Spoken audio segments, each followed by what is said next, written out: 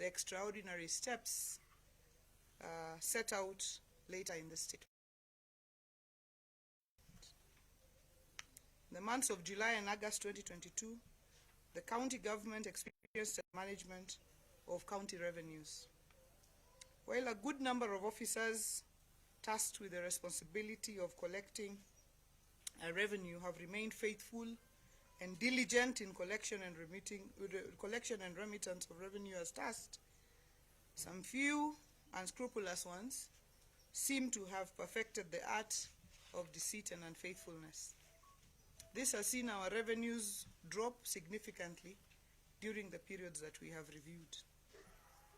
The sad scenario of a significant drop in the revenue collection could manifestly be unlawful and in contravention of public policy and must be confronted by putting in place a system that ensures that there is no recurrence of such an act at the county, as well as bringing the culprits to book with full force of the law.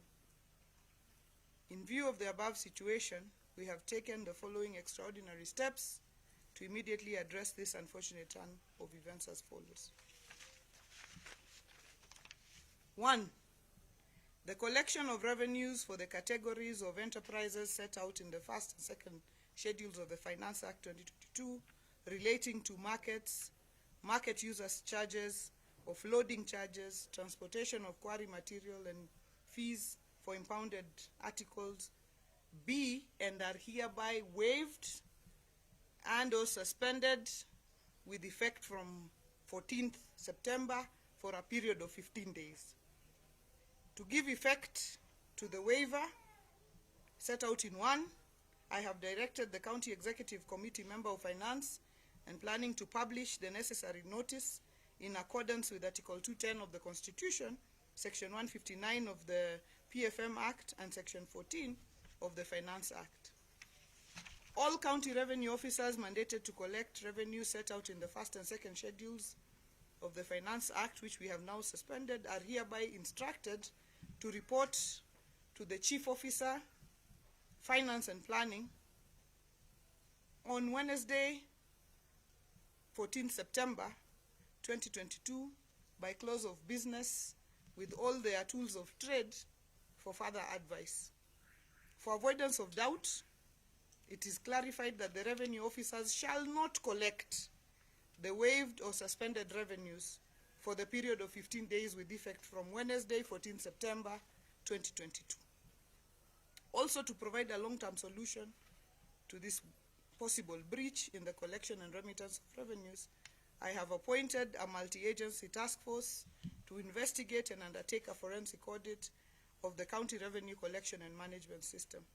Within a period of 21 days from the date of their appointment, the multi-agency task force will submit its initial report to my office in accordance with its terms of reference. Finally, I wish to assure the people of our county that we remain true to our campaign promises, that we will continue to lead a clean and open government committed to the rule of law and timely provision of much-needed services to our master, who are the citizens of Homa Bay, and that they will all benefit from their hard-earned fruits of devolution. The task force is convened as follows. CPA Polycarpo Combo, who is a financial specialist with over 20 years experience, will chair the committee.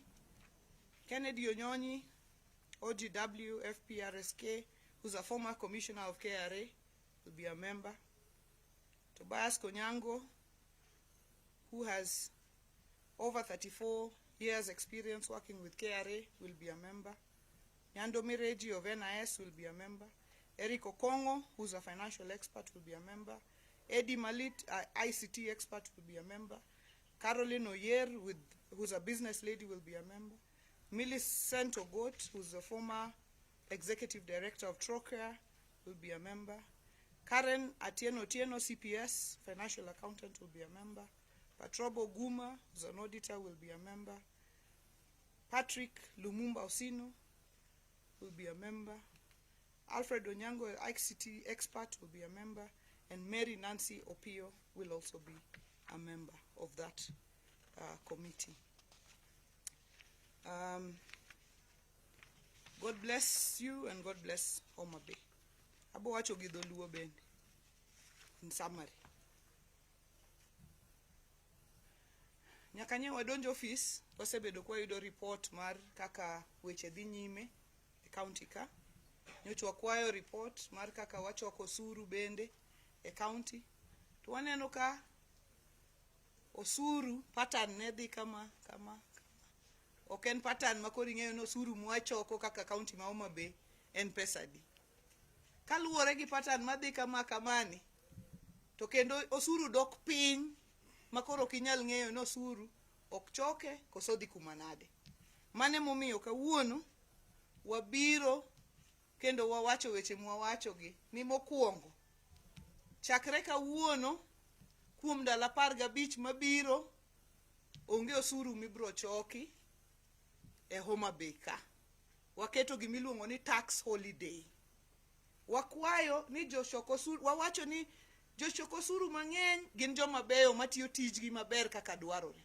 To nitie mamoko makoro joma richo makar mondo gichoko osuru, mondo giter ne sirikal, to gichoko osuru to gibarogo. Wakwayo ni jochoko osuru te kochopo tich adek to ng'ato ka ng'ato bi gi gigene mag tich o report ne chief officer mar finance e headquarter ka. Mondo jo Homa Bay otimo ohala kapod warieyo kaka wadwa ni wachoko osuru mondo osuru mochoki ochop ne county ma Homa Bay kendo kik dhi kama chielo mora mora.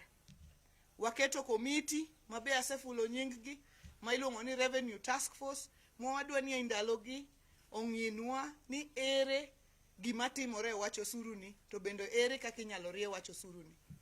Ka giseduogonwa gi report ma wakwayo, wabro rieyo choko osuru mondo osuru okel konyruok ne japiny machoke. Onego bed ni kichoko osuru to chiro kama iuse nitie gi cho. Kichoko osuru to wanyalo yudo pesa kata minyalo chulgo basari. Kichoko osuru to wanyalo yudo pesa kata minyalo gergo barabara. To kwa choko osuru to kwane osuru no to mano onge gima watimo. Omiyo thuolo ni wamiyo jopiny mondo bedi kok choko osuru. Kotieko ndalo 15 wabro duogo gi system maler mar choko osuru mondo osuru moro moro mochoki okel lokruok ne wan kaka jo Homa Bay. Mano e statement mane an go kawuono e machiwo kanyo. Nyasaye ogwedhi. Adwa ni DG ka nigi wach moro to medi.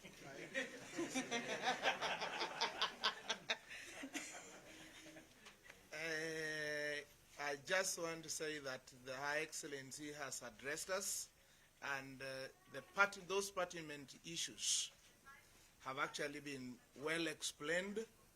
We are committed and we will remain committed to what we promised the people of Homa Bay. Thank you so much. May God bless you. Kama kuna maswali, tunaweza chukua. Just one question. Yeah. When you finally realized that there was a rot in the collection, how much approximately has the county lost when there was no proper collection?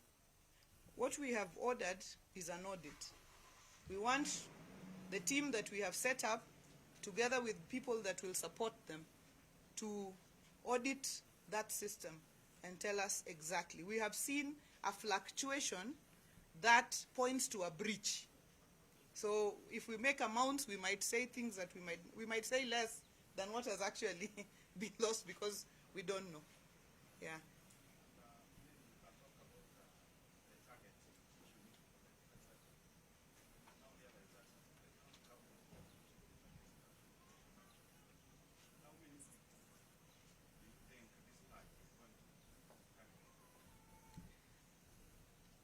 I think you must understand my statement within its context.